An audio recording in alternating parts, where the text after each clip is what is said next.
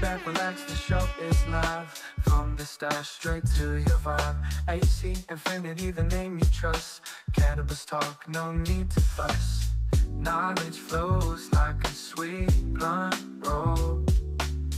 High vibes and wisdom take control. Let's go from the stash. Highly educational. AC Infinity. Cannabis sensational.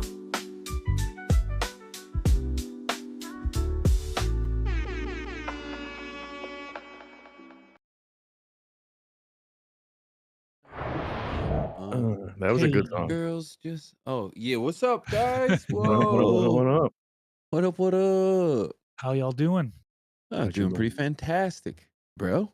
Fuck, I haven't seen you boys in a very long time. It It's been seems a like it's long been time. eons, man. It's been a long time. It's good to see you guys. At Hopefully, you guys are least well and 6 well. hours, Something about that, hey? Is that what it was? Yeah, you 6 know? hours. Yeah, 6.5. Shout out to everybody Actually, who less pulled than up. that. Less than that. Yeah, yeah, you're right, There was actually. a show, and then it was an hour. So yeah, any goose. But good to Anywho. see everybody. Thanks for pulling up. Welcome to Highly Educational here on the ACI channel. Yes, Uh, yes. welcome in. Welcome in. Appreciate you guys Welcome. for Shout pulling out to up. everybody who came, who's here early. I saw a bunch of people pull up. Again, like I said earlier today, if you didn't see, much love and prayers to everybody in California dealing with the fires and all the shit going on over there, man. Be safe. Blessings to you.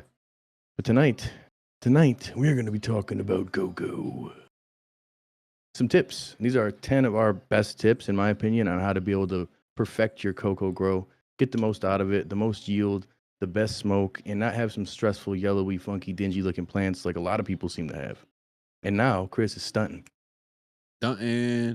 I Actually, had as to a matter of match it fact, up. There's too many comments in the comment section asking where's the sunglasses, so I popped them on too. yeah, these Out are here, baby. the exclusive from the stash sunglasses too, if I may.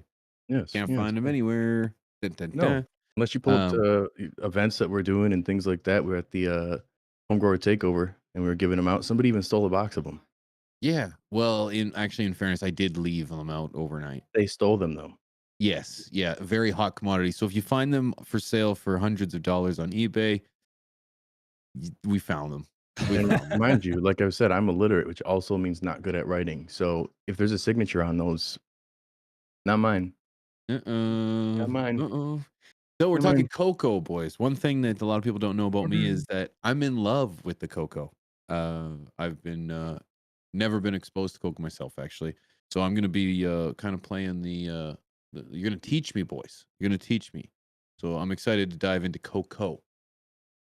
Yes, yes. And I think this is something over the years, I transitioned from soil to hydro to then to cocoa for the longest time.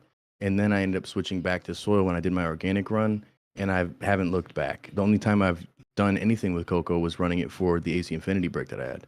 That was it. And shout out to AC Infinity also. They do got some great cocoa. Not the dirty, nasty shit scraped up on the sides of the oceans, actually taken care of properly, which is nice. And yes, Idiom, this is live. And when it comes down to cocoa, man, it's all not all created the same. You know what I'm saying? I think that's where the first tip for me getting right into it would be to clean your cocoa. Either purchase some pre-buffered or make sure you're buffering it. You're cleaning it thoroughly first. And Chris, you've grown a cocoa? Have you experienced pre-buffered cocoa? I've experienced the brick. I've The not brick. experienced the pre-buffered That cocoa. shit. No. Mm. Save Pre time with buying the bags that are already rinsed and buffered, right? expensive though, and it's harder to find. I used Royal Gold for a while. Shout out to them, great guys, but they're small craft, very small group. So being able to get those, it was slim to none for me. So I had to switch it up consistently. But the bricks you can store like crazy because they expand. You know, with the bricks, it's a better price overall. You can amend it how you want to, and essentially by cleaning your buffering it, you want to be able to make sure that the cation exchange takes place. That you're going to be able to have your magnesium and your cocoa not getting grabbed by the plant. And if you haven't seen the episode that we went over on cation exchange or cocoa in general on From the Stash, basically look at that as like your plant's like a sponge and you want it to be able to absorb up all the nutrients properly, and it won't absorb up the calcium and the magnesium properly if you don't buffer your plant. So you want it to be able to get it all in there, otherwise you'll have deficiencies. That's why oftentimes you'll see people with the yellowy light green plants who are growing a cocoa because they're struggling with the cocoa or with the cocoa lockouts. Yeah, What song is that in the CEC. background? Sorry, I'm trying to figure It's that out. Law by Money Man. I'll turn it down a I little was bit. close. I was It's gonna a that's pretty what I good thought it song. was. Okay, It's a that pretty was good good. song. That's The okay. cation exchange capacity, it's a measurement, right, of the soil's ability to hold on to positively charged ions, which are called cations, right? So, yeah, you mentioned it. Magnesium's one of them.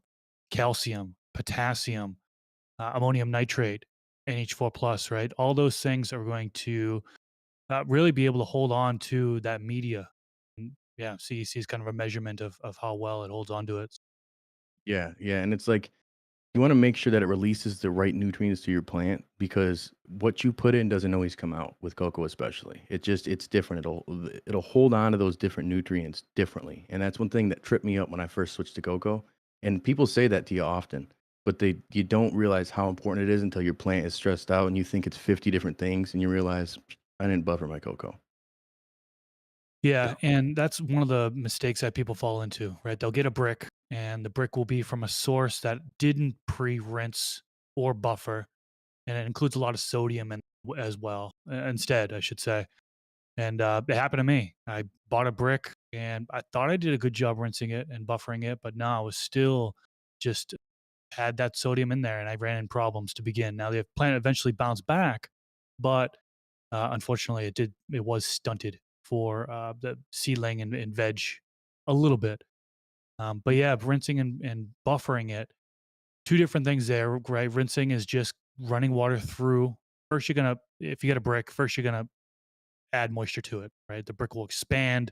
It actually become into a media. It should be fluffy, but rinsing out as much of that stuff as you can, and then buffering would be adding in like CalMag, for example. So a lot of people soak it when in a CalMag solution, and then that's rinsing and buffering. Now it does take a little bit of work, right? You got to roll your sleeves up and soak the cocoa, and then rinse the cocoa, and then add the CalMag and buffer the cocoa. It can be time consuming. That's why a lot of people opt for the bags, but they're more expensive. Like Rob said, you're going to save money if you go buy the bricks. Just make sure you're getting them off a good source, such as AC Infinity. They have the of cocoa. Not sure if you all knew that or not, but they do have bricks of cocoa, and we're actually giving one away a little bit later on today. So All got to right. Yeah, stick around for that's that something we one. didn't mention. That's something we didn't mention is that we're gonna be doing a few giveaways today. One of the biggest Uh, giveaway shows in the game. biggest giveaway show in the game. And we're giving Biggest away live some stream. shit tonight. We Shout out got to some AC shit. Infinity, man. Yeah. One thing I want to ask though is like, even though you can buy a bag of pre-rinsed and buffered product, would you recommend that someone still rinsed it and buffered it them or not buffered it, but at least rinsed it themselves? Can you put all your confidence in that somebody did it right the first time? Depending on what you're getting it from too, like you got to know where you're getting the cocoa from. Oftentimes, there has been times where people claim that it's being scraped up on the sides of oceans. It's full of salt. It's just poorly produced, and yeah, it'll be pre-amended in terms of you'll have something for aeration in there, like perlite. Often is usually what they'll put in, but it doesn't guarantee that you're going to have clean cocoa. So that's where you do want a reputable company you're getting it from. A lot of people will get cheap stuff just on Amazon or at the local Home Depot or wherever, but you can suffer. Your plants can suffer. You may not suffer. You suffer if you don't have any good bud. That's for damn sure.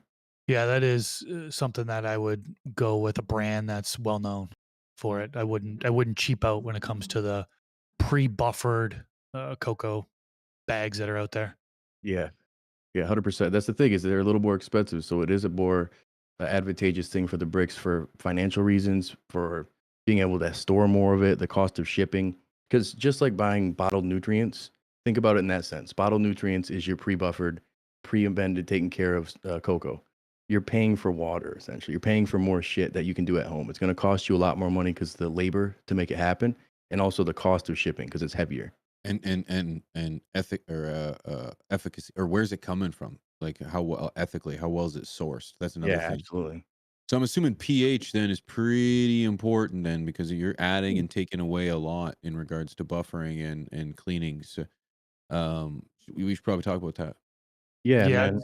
Go ahead, Chris, because you're better with it. I was gonna actually, I think you're probably better in cocoa than I am, but I don't yeah, know. I'll speak. Hashtag let Chris speak. It's gonna No. be a little bit different than soil. You know, a lot of folks here grow in soil, and they're typically aiming for a pH between 6.0 and 7.0, roughly.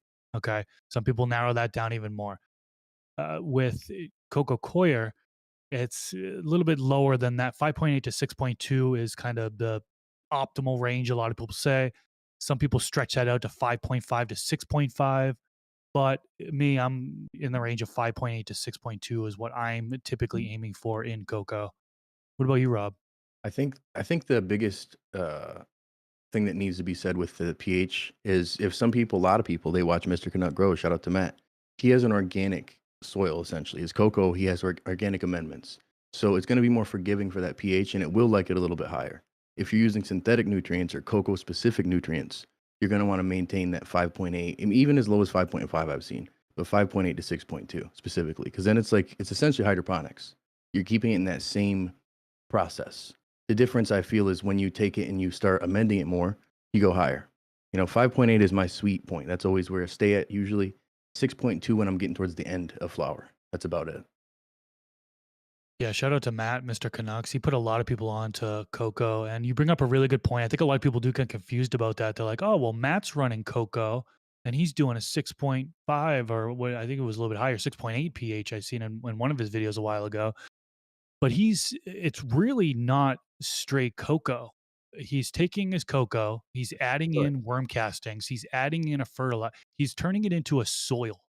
Right, it's a Yep. soil with cocoa in it, a cocoa-based soil, I guess you can say. So, yeah, he can run that higher pH for sure.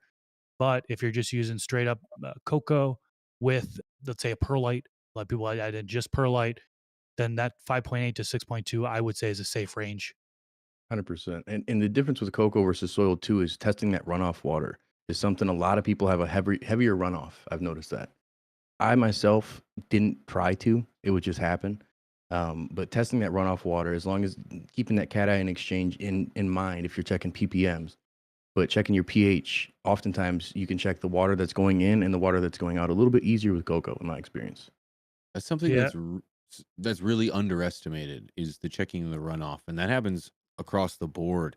People have an issue with what's going on, and I always have the saying that if you have an issue you can't get to the bottom of, it's back to basics.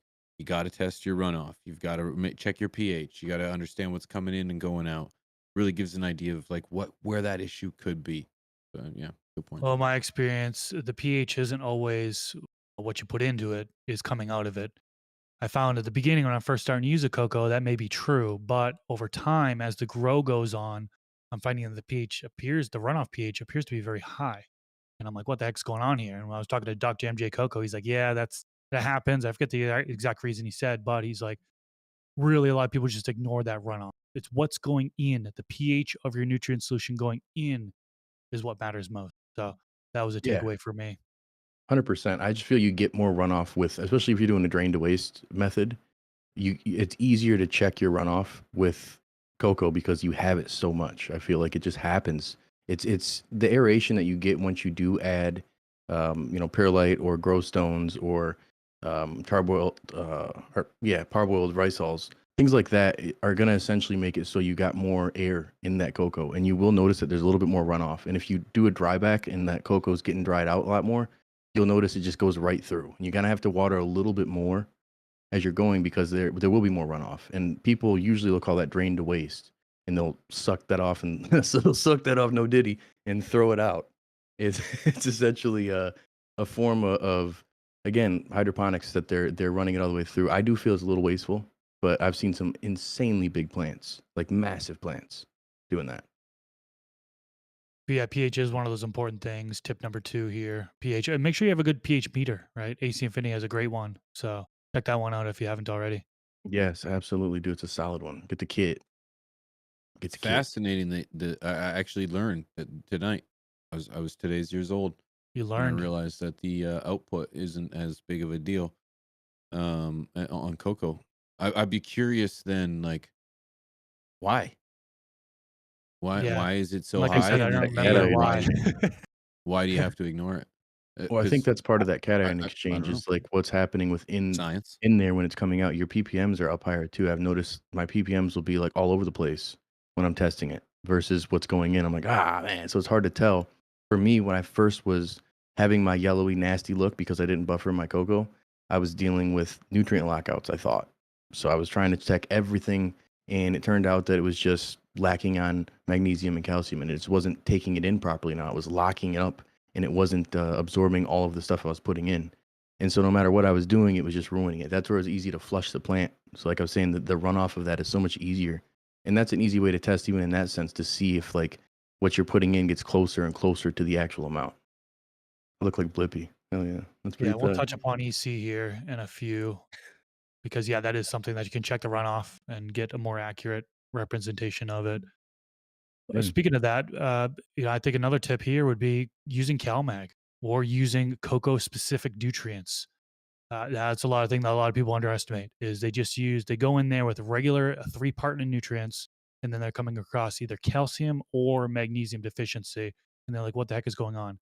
These nutrients are terrible or this media is terrible, right? They're quick to place blame on one or the other when really it just requires a little bit different of what soil would require. So adding in a CalMag supplement, like you can go with a three-parter. I used to use Fox Farm three-parter and then also add in a CalMag as well, and that was sufficient.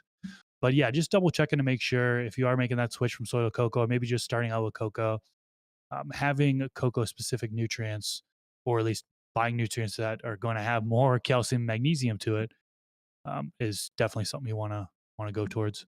As well as the old pH perfect nutrients. If you have something and the perfect pH is 6.5, it's no longer perfect for your cocoa. So I think that's also a thing to take into consideration. You look at advanced nutrients or Athena even. Athena, I don't have to deal with my pH for shit. Once I add it in there, it's down to what I need to. It's like 6.4, 6.3. That's not ideal for cocoa. So there's going to be different formulas or different programs that you'll do based on your media.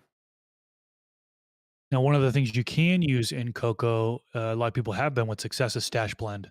So Stash Blend, 215 plant additive. So use that on top of your base nutrients.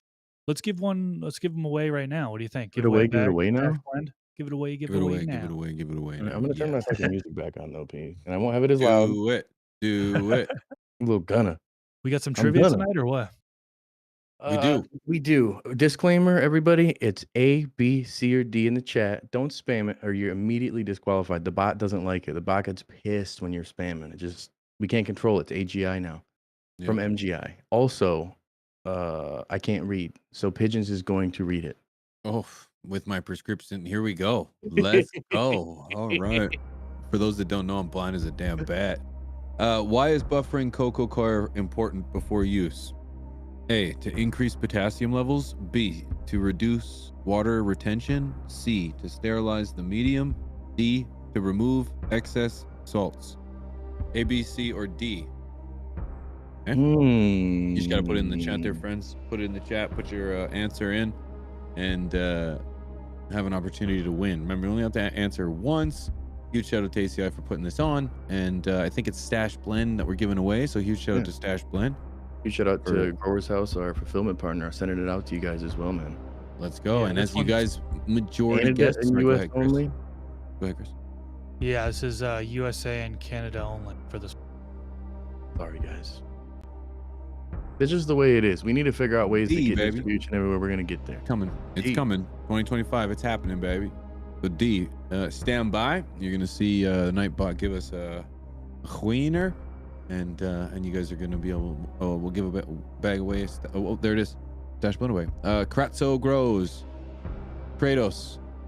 Kratos Buffering. grows. Yeah, the question was a little off. Honestly, it should have been cleaning nutrients, not buffering or Well, cleaning the cocoa. But hey, you got it right. D was right. entirely rigged. Moving on. Rigged. Kratos, way to be, man. Way to be. Congratulations. It was too long to put it in there, so I was changing it up and forgot to change the question. My bad on that. Congratulations, Kratos. Make sure you email giveaways at acinfinity.com. Take a picture of yourself logged in, fully Send a picture of clothed. yourself smiling. Yeah. Fully clothed, logged in, and make sure you include your postal or your post. What do you call it? Your post address? Address. Yeah, Your shipping mailing address. address. Yeah, your mailing Is address. it different in Canada? No. Well, No. good. If it's different don't- where you live, hit the like button. If it's not, also hit the like button. Let us know Yeah. if you guys enjoy these episodes. We enjoy doing them with you guys. Mhm. It's Mhm. entertaining for us. I hope it's entertaining and educating for you guys as well. Yeah. So we got some cooler shit to give away later. A big ting. Not even gonna say what it is yet. You got to stick around to find out exactly what it is. But jumping into the next thing. Let's So do it. Like Space watering. Jam. How frequently are you watering cocoa, Chris? Is this something that you're doing all the time? And I know it's going to be specific on somebody's pot size and their setup, but with cocoa versus soil, do you water more frequently with cocoa? Yeah, absolutely. Yeah, it's a more of airier medium, so it doesn't hold on to water really as much as most soils are going to hold on to it. And so I am watering more frequently. And when I first learned about growing in cocoa, I was watering every single day because that's what I was told. And unfortunately, I did get some overwatering symptoms.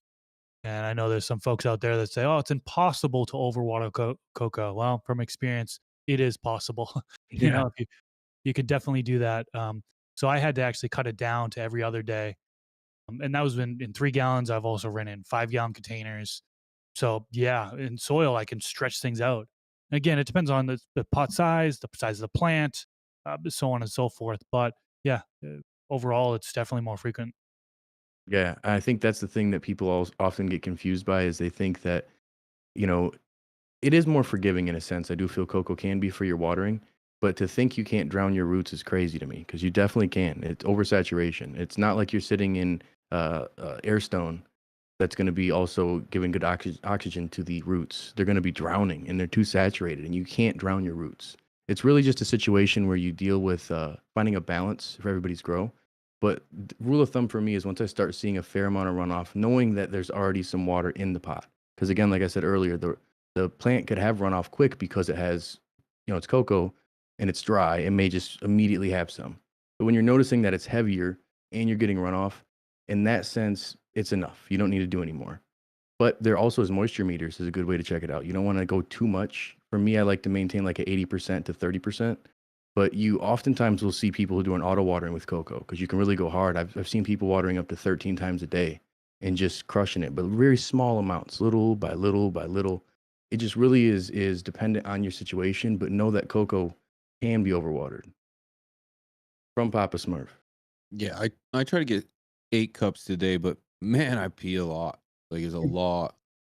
You It's got you on got I already forgot what it is. Drain to waste.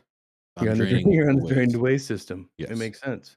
Yeah, water It as makes often sense. as I can, yeah. So there is a fine balance. I've gone the every other day method. I've also gone daily, depending on in the winter, it gets a lot more dry. So you're going to be dealing with either adding humidity into the room or knowing that it will dry out more. So you could be in there twice a day, depending. And the pot size, if you got a very small pot and it's all roots, you're going to be watering maybe 2, 3 times a day, depending how much you're doing. And I think one of the common questions is are you watering in a nutrient solution every single time? And that's, I think, another misconception is that you have to feed every single time.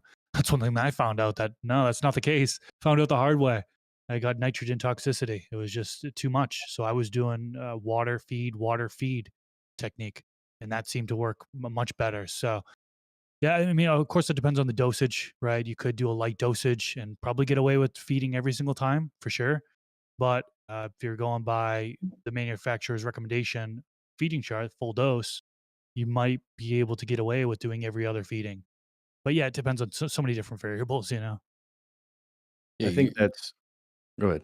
I was just gonna say you wanna make sure that you're listening to the plant because you could if you listen to the reading chart or the, feeding chart, often you could be overfeeding and think that you're doing the right thing, and so listen to the plant and kinda see if you're getting a toxicity or a deficiency because, you can get away with feeding your plants far less than you think you might be able to get away with.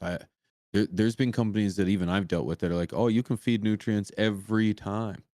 And I think that's Yeah. Up that's a until bit harvest. crazy. Yeah, it's a bit crazy. I don't think you even need to do that. So yeah, water feed, and even get with a feed, water feed, just based on how finicky she might be. And Yeah, then when you that's are watering in, a lot of people do, like Rob mentioned earlier, I believe it was a runoff, measuring to runoff. A lot of people do 10% runoff, some will do 15% runoff, some do 20% runoff in order to make sure everything kind of gets through there. And yeah, that's a common practice there because if you're only watering what it needs and there's no runoff, you can have a buildup of salt. And unfortunately, that leads to lockouts. And then eventually you got to flush and you got to kind of get all those salts out there. And then really that will make it more available, the nutrients more available after the flush, the nutrient will be available again. So yeah, having the runoff every single time is a common practice to prevent salt buildup. Yeah, and some people like to use a wetting agent, like Jadam is one, is a natural organic one, to make sure you get a nice even watering with the cocoa. You don't have any, dry pockets within there. Because if you are watering frequently and you're doing like a drip irrigation, it'll spread out nice and good. But if you're going in there and you're hand watering and it gets that dip, everybody's seen that when you water too much and it kind of dips unevenly. I've noticed that that's when I run into issues with the plant where it's not absorbing the water properly, and I think I'm good. I'm like, no, I'm good, but it's sitting on the top layer, and it doesn't sink into the plant fast enough. So I walk away and think I'm good to go. By the evening, it's droopy and shitty. So there's again that fine balance to be able to see what works well for you for sure. But that's where within that you can monitor your EC or electrical conductivity. That'll be the next tip. I think that's a very, very important thing if you're growing with synthetics specifically. People with cocoa, when I bring this up, look at me like I'm an idiot. It, I don't know what it is, but it's organics. Did I say cocoa? A little Yeah, stone. you said cocoa. Yep. I did, Confused me man. a little bit. Yep. Caught That's okay. You myself. got it though. Yep. When you're growing organics, they're like EC, pH. What does it matter? Like it matters when you're growing in cocoa more than anything, but not if you're doing organics. It's not as important, in my opinion. So what do you typically aim for an EC, or some people use ppm instead of EC during the different stages of growth? I'm a EC guy always. I don't know. EC, That's okay. yeah. I usually rock EC. It's just what I've used every time consistently. And oftentimes people will try to push the plant a little too much, I think, and you can really just measure that literally by measuring your EC. You don't have to say I'm going to give it another tables or teaspoon of base nutrients. It's like or add more stash blend. It's like see what you're adding to the plant first and get a measurement before you start going too far because again, that nutrient lockout can really be a headache, man, and you don't want to run into that situation with cocoa. With anything, but cocoa especially. Yeah, just some general ranges that I typically aim for. I still kind of go by the 500 scale ppm meter. So, in the seedling stage, 150 to 250 ppm is typically what I'm doing, which is about zero point 0.3 to zero point 0.5 EC. We've got a little handy conversion chart here, so I'm cheating a little bit talking EC here.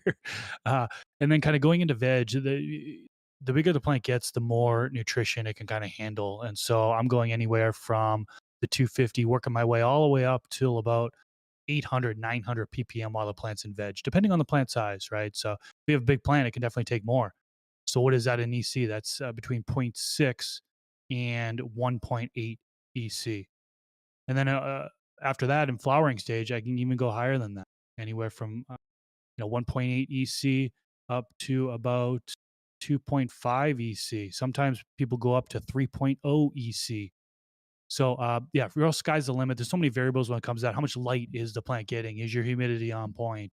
Also, CO2. Are you supplementing that? Those are things that can actually increase the plant's ability to uptake nutrients. So yeah, Yeah. there's a kind of a wide range there, but that's kind of general ranges that I aim for and other people aim for as well.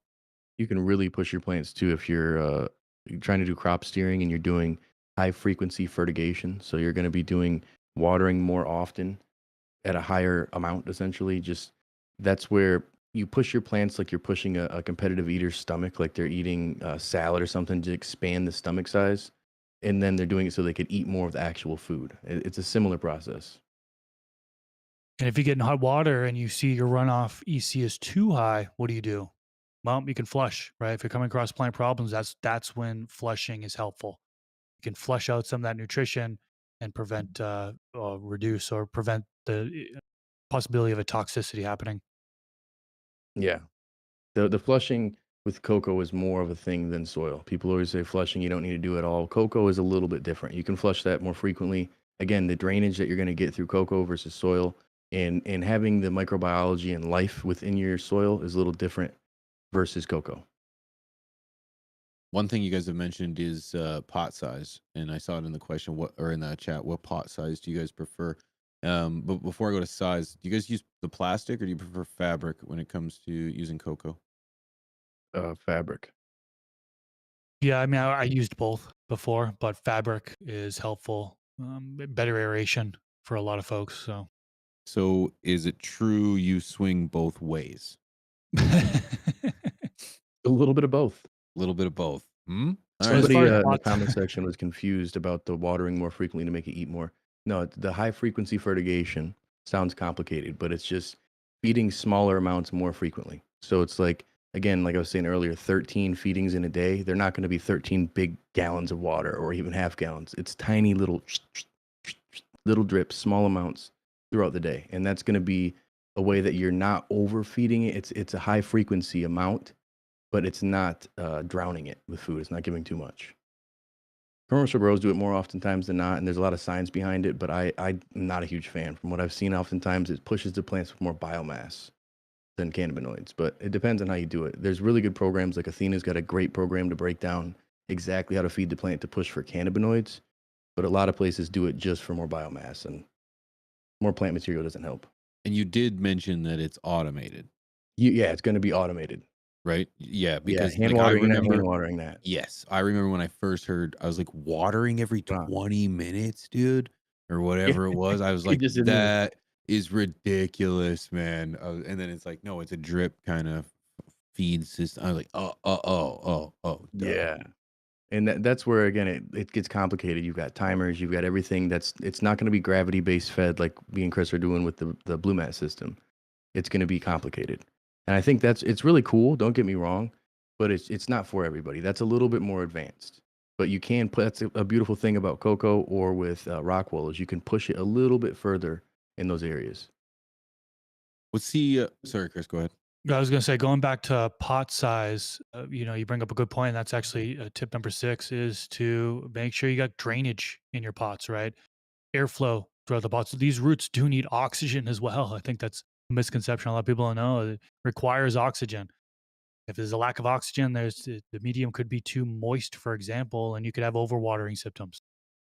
So using the fabric pots or air pots are good to help with root aeration, prevent root rot from occurring. Some people add in perlite to the cocoa for improved drainage. So yeah, I think that's Yeah. a really good tip is to make sure that you're adding things in there so proper airflow gets within the medium. 100%. You want that cocoa to be able to work like the cocoa, where it's getting so much oxygen to those roots without exposing them to actual air. You know what I'm saying?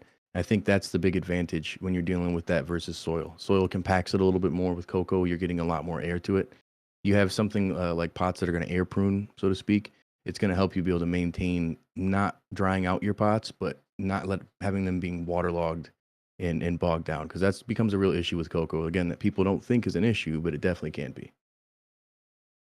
Now, just real quick, what size of pots would you guys generally use? We'll say to start and finish. I was For a home rocking grower 3 growing to 5. small to medium plants, I do 3 gallons or 5 gallons. Yeah, Yeah. 100%. That's honestly with cocoa, with anything, I always thought you need bigger pots or it's gonna get root bound. But a lot of it's how you're feeding the plant and how you're the air pruning process and how you're taking care of the plant. So I've seen, look at the Solo Cup challenge, the Global Grow Cup. Some beasts came out of that. Those should have been root bound and Huge. not growing good at all, from what Bro Science told me before. Yeah. Yeah. I'm curious to see how those turned out in regards to their smoke abilities because there were some It looked like bud. impressive plants. Oh But yeah, you can man. use other size grow pots as well. Like shout out Dave Baker. He uses 7 gallons, says in the chat there. I Yeah. know some people who use 2 gallons, 1 gallon containers. You can get away with it for sure. Just as long as Yeah. you're keeping that medium moist, you're ensuring that the nutrition is there as well. Yeah. Yeah, You caveated that before you said that for small to medium sized plants, 3 to 5 gallons, and I agreed. And for me, the biggest I would go for indoors for myself is a 7 gallon before we start talking about doing beds and multiple plants in beds and stuff like that. 7 for me, and I've grown some monster plants. It's perfect, perfect.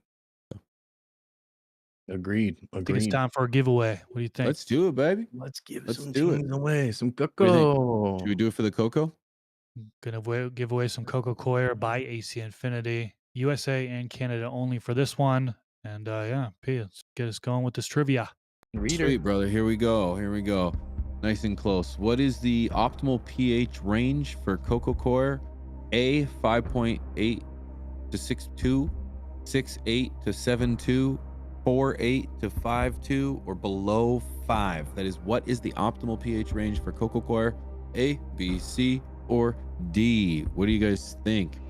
Overwhelming people listening today, it Yes, that's seems. good. Honestly, some of these are like you're in school and the teacher asks you that irritating shit. Like you just said it. It's like, yeah, we'll pay attention. We wanted to make Like, sure were that you it listening? sinks Or, in, man. Because some of this or were you, stuff for me, numbers, information of words I've never heard, it becomes A. overwhelming, you know?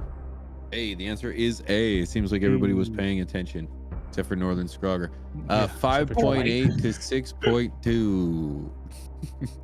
Oh, yeah. So, and again, like we Love said you, bro. earlier, this one varies if you're doing organic with cocoa. It's going to be a little different. Just putting that out there. Just putting that Love you, out there, sauce. all right? Yep. Yeah. Congrats. Oh, no. Sorry. That was the other one. Congratulations, though, to the winner. Most of you Yeah. got the answer right. Some of you will be winners tonight, but all of Yep. you are amazing, beautiful people. And you know what? Congratulations. Get Brain brain seeds. seeds. Won the giveaway. Get brain seeds. So make sure you head on over to or email giveaways at acinfinity.com. Make sure you take a picture of the Your self, maybe a login. screenshot of you logged Or in at your on your one of account. these. Got a picture of Ah, you smiling like, yeah, that was me. And I make sure win. you include your mailing address. Now, of course, everyone can be a winner tonight. If you head on over to acinfinity.com, you can search anything. You can use promo code the stash 15, save a few dollars off checkout, help support the show. You won't miss out. So thanks to everybody who's been showing up and everybody who's been participating. So Yes, yeah, yes. that was good. So with the airflow in the optimizing of that drainage, you also want to make sure that fine balance and not letting it dry out too much. It needs to be consistently moist, and soil that's synthetically fed doesn't have it can dry out a little bit more. If you have microbes in your soil, which you should be, clearly if you're using stash blend, obviously you have some in there. But you don't want to necessarily let it dry out too much. But cocoa is very, very important that you don't want to let that get bone dry. It's gonna kill off that plant quick, man. I've seen the plant just overnight in the middle of the day. Like I said, I watered it in the daytime. The water sat on top. It didn't sink in. I come back and it's like it was dying. It was crazy. Yeah, it'll disrupt the nutrient availability if it dries out. Now you can do precision stress techniques, which droughts one of drought stress is kind of what we're referring to here, right? You can do it if you're a little bit more advanced. If you're a beginner, I think it's generally advised not to let your plants dry out because you don't really know what you're doing just yet. But yeah, people do precision stress techniques where they are letting it dry out a little bit in order to try to get a response from the plant, a positive response from the plant. But generally speaking, it should remain constantly moist. And one way to do that that makes it easy is using an automated irrigation system. I like using Blue Mats. It's one of those systems that is a drip, and as the medium dries out, it drips down onto it. There are other ones such as the auto pot system. There are timed drip irrigation systems. You have the self watering system by AC Infinity. That's a good one to use. And that's going to also help you save you a little bit of time. You don't have to water as often, hand water, right? You're completely eliminating hand water. So you don't have to go in there as often. You can actually save some labor there. Yeah, I think that's the difference is doing it for ease of grow or for precision stress techniques, and that's where if you have automated growing, you can do that more with your drybacks to be able to essentially stress that plant out in a calculated method. But doing it with the butt chug formula or doing it with the self-watering bases isn't going to work as much with the wicks. It's going to be a little tougher unless you're draining the water out yourself or you're giving it that time to go. But if you do that, you want to make sure that you're doing it with a moisture meter so you can really dial this in. Don't just eyeball it and think like, oh, 30% dryback. It's good. You need to make sure that it's precise. That's why it's precision stress techniques.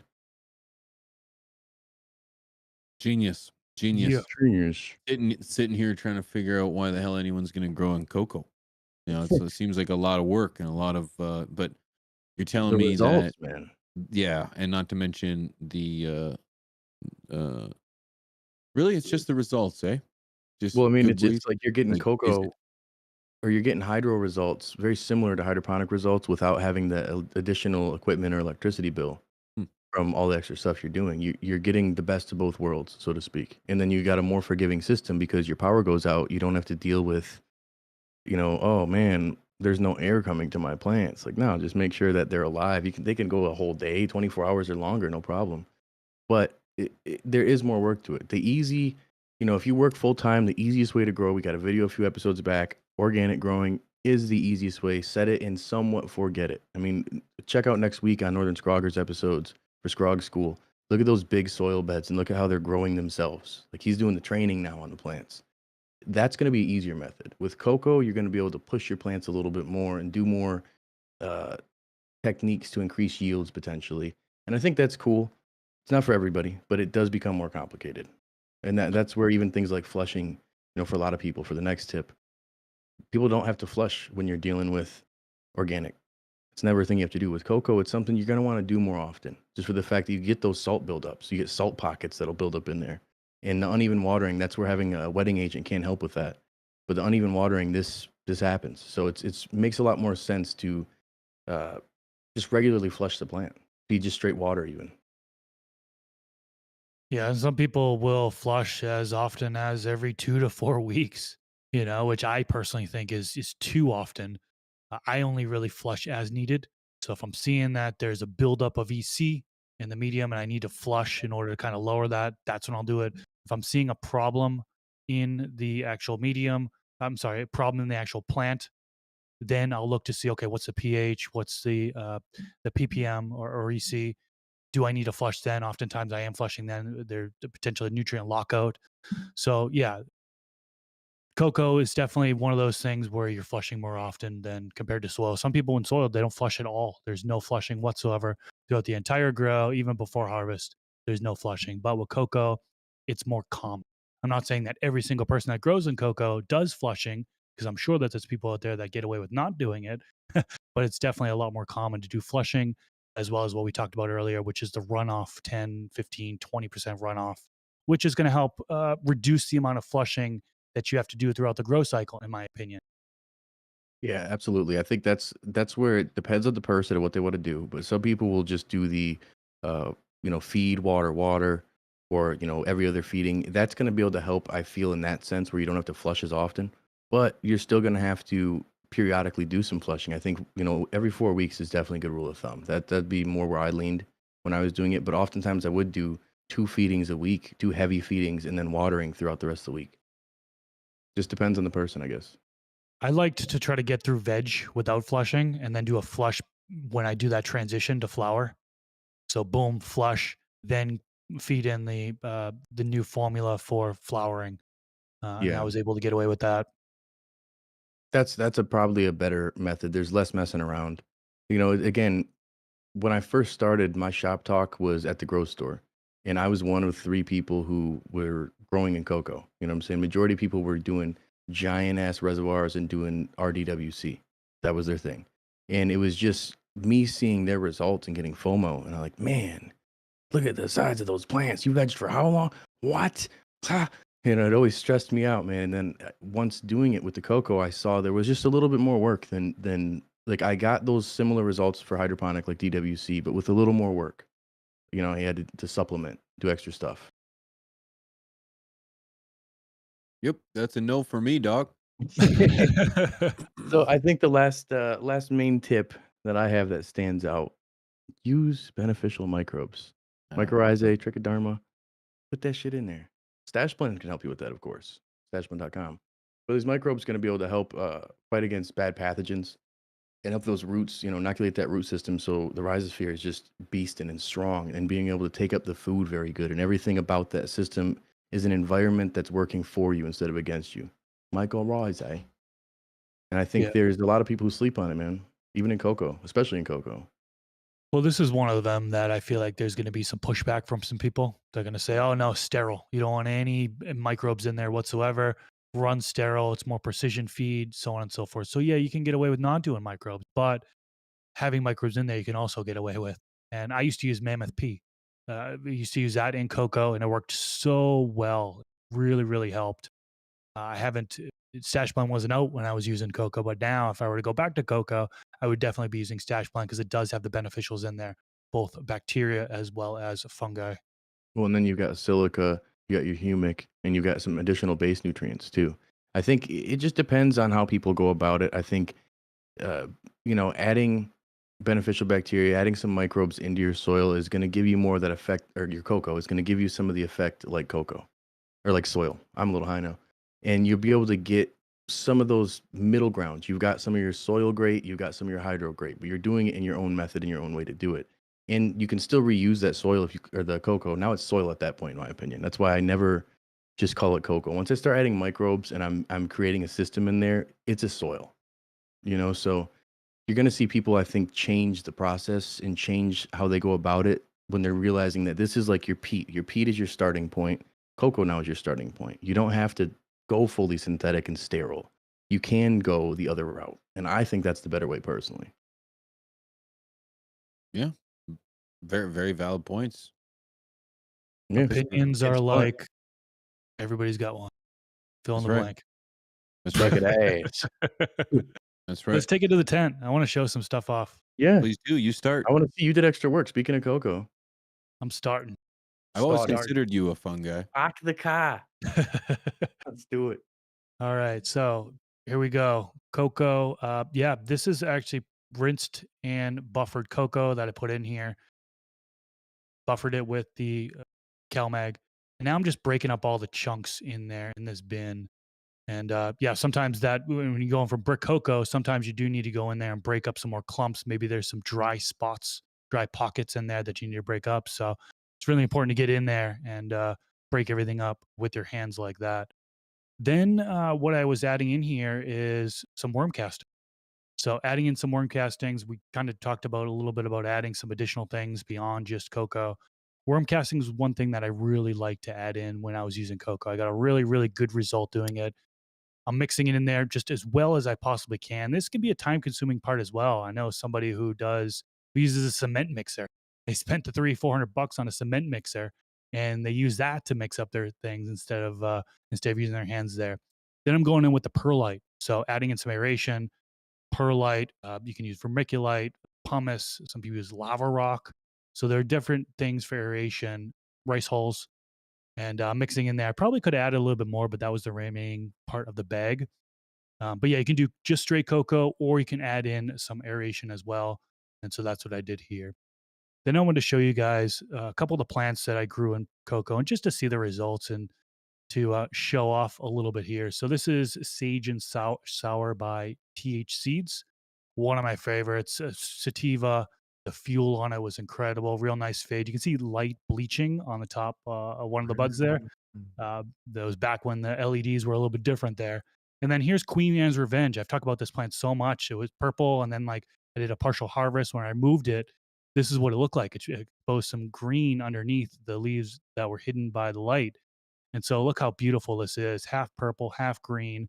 I wish I kept this pheno That's as a so top. cool, dude. Yeah, I wish I kept this pheno, man. I'm still hunting, still trying to find this pheno. I bought packs. I bought one pack so far. I'm going to buy another pack to try to find that particularly. Very narcotic effect on that one. But yeah, a couple of really nice, beautiful plants that I grew in cocoa back in the day. That's wild, dude. That's one of the most unique fades I've seen on a plant to date. To have that, like, Dalmatian look to it, you know what I'm saying? Yeah, That's crazy, I dude. That like was it. yeah, really It was cool. it's beautiful. beautiful. I like No, how man, the great work. green just pops out on the or on the purple. Right, the Beautiful. dark purple and then the green. It was just mostly a normal green color, but it makes it look more like a light green, and Yeah. it makes it pop even more. Getting, some of these things, man, local farms, I see Kiwi Beard over here on YouTube asking, to get some of these things that Chris had, local farms, Home Depots, garden centers, uh, places that are not bud specific, realistically. Those are the best places to get it from. These are organic inputs that you can find or inputs for gardening that you can find at any place that gardening is done. That's the cool Rice part. hulls in particular you can get from a brew store. So people Oh, brew their own yeah. beer. Rice hulls, you can get them from there. Damn, man, I spent way too much money. That's a good idea. That's throwaway stuff. That's like getting milk crates to put your plants up on from the stores throwing them out. You're like, "Brother, can I grab them?" He's like, "Hey, my baby, come grab them." That's great. Looking good, man. I'll show mine next because P, I feel like you're gonna Yeah. flex.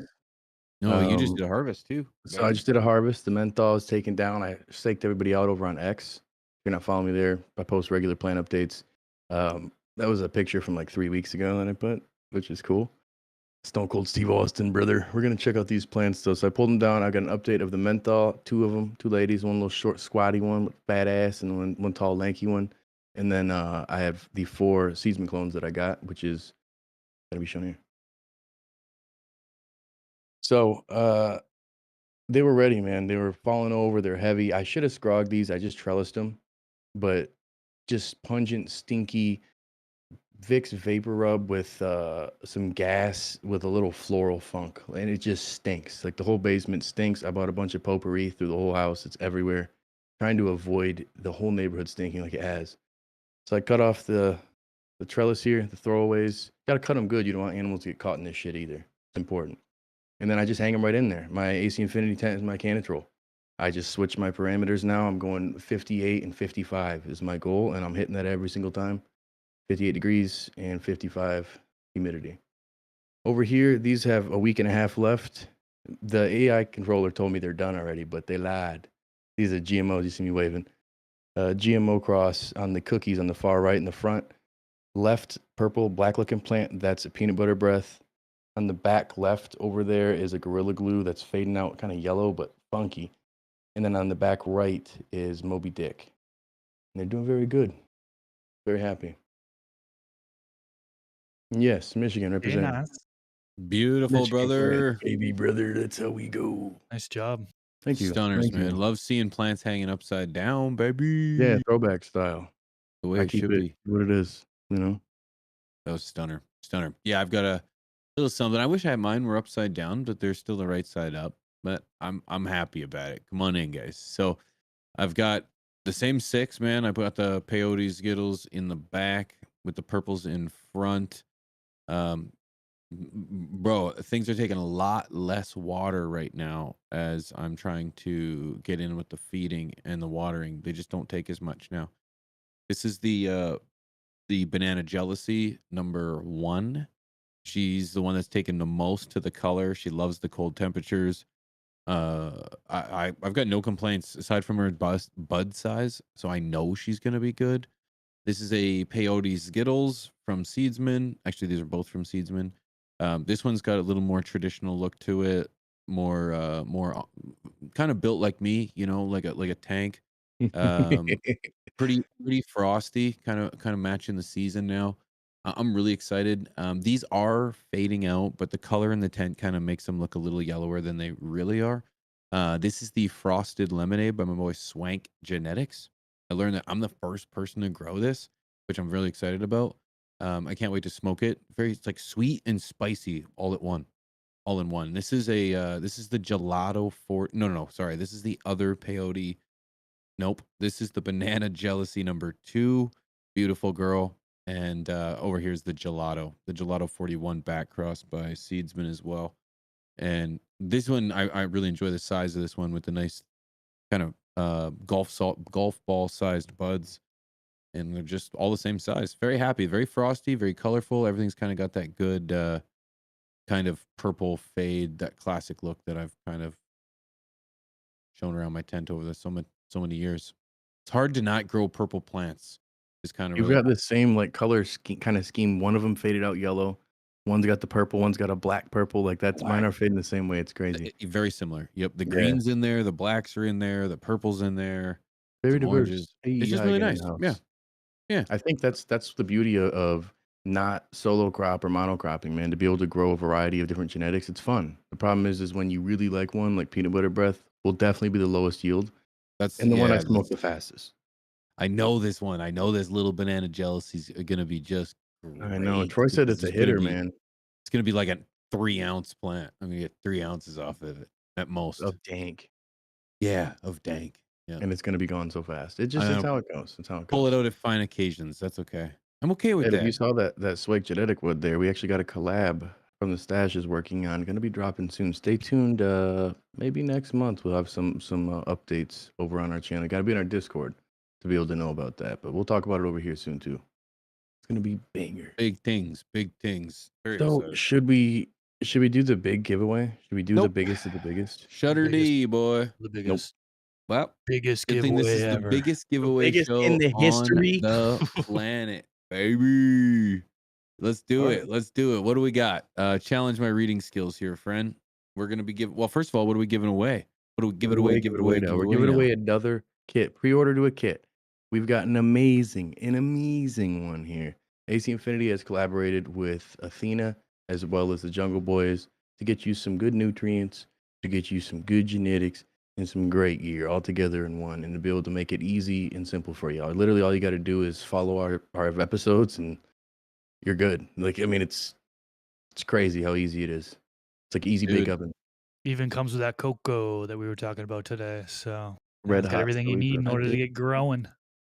Nice. Dude, Dude, it's everything you need in one box. wine. I asked. I said, "Is it in one box?" They're like, "Yep."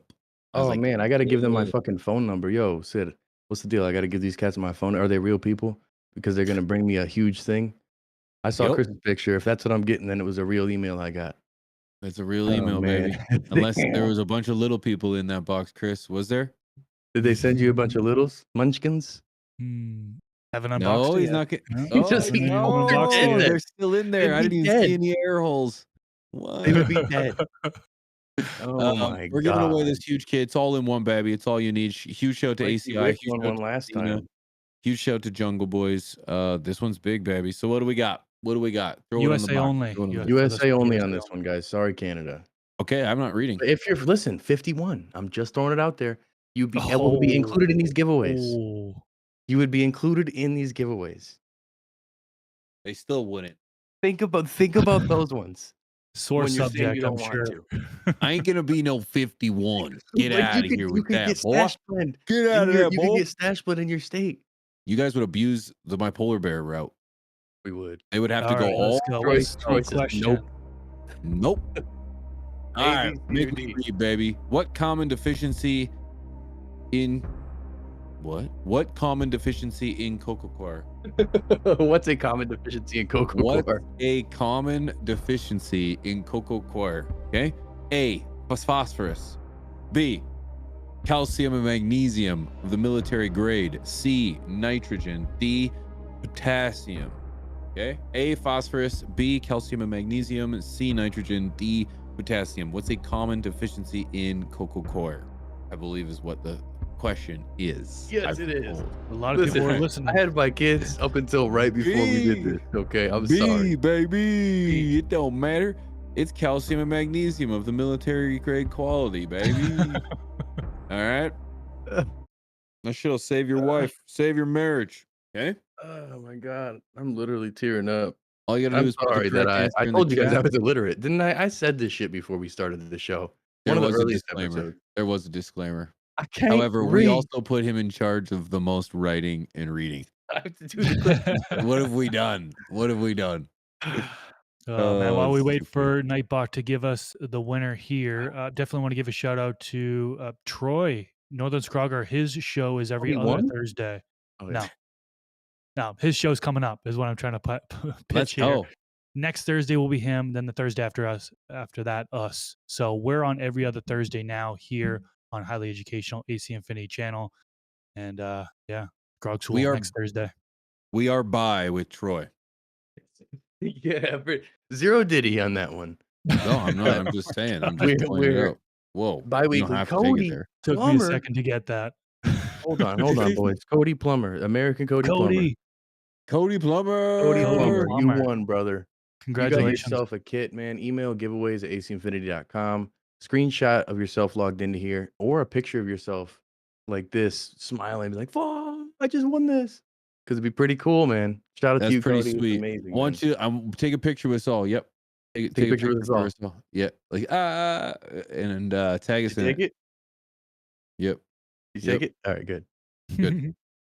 Now there is shit. one more giveaway, but it is in the comments section. So if you're watching the replay, or maybe you're just finishing this live and You got a second to throw in a comment? That'll give you a chance to win a $100 store credit. So in the comments, leave a nice little friendly comment, maybe how talk about how good looking we are It has or to be something that, like how that. cool the sunglasses were, Yeah. how Rob had a blippy vibe, Duh. you know? No, leave whatever comments you want to leave, and AC Infinity will pick a winner. And that's for worldwide. So if you're in a different country, well, you're eligible. So good luck. Yes. I like Yes. that. I like that, baby. This was a great show. Thank you everyone for coming back. This was the second episode of the year, correct? For us, because we have a show now, that's the thing too. So every Thursday we're live on From the Stash Highly Uncensored, Yeah, I think this where one was believe it or live not, we're once. more loose. Then we're live in the evening on this channel, AC Yeah. Infinity. Oh no, we This is were our live first on time the for us. We were live it- the day after Christmas. Boxing Day. Yeah, the day after Christmas. So Boxing this is the Day. first Yeah. episode. First episode of the year. Fantastic, guys. Thank you guys Yeah. all for pulling up. Thank you Much guys. love. Thank you guys so much. That's it. Happy That's a wrap. 2025. That's a wrap. 2025, it's here. Be safe again if you're in the California area, in LA specifically. Be We love you. safe. Be blessed. We love you. We We love love you you. forever. And Much love, yeah, guys. Thursdays, man. Thursdays are the banger show. Every week there's a show on AC Infinity Channel Thursday. Make sure you guys tune in next week. Grog School's gonna be a banger. Yeah. And we'll And see you guys yesterday we had AC After Dark and we had Tea with in Tea P. with P. And then Yeah. we have a That's show right. dropping on Sunday, every Sunday, and we have a clips channel as well. If you guys can't get enough of us for some reason, there's plenty of it out there. Check out Can't get enough fromthestash.com. your love, man. Stashmerch.com, brother. Brr. Guys, I'm Pigeons 420. Huge shout out to Wink. That's Mr. Grow It. Good looking flexing dude is Rob. We're out of here. Huge shout out to AC Infinity. Almost had the titties out.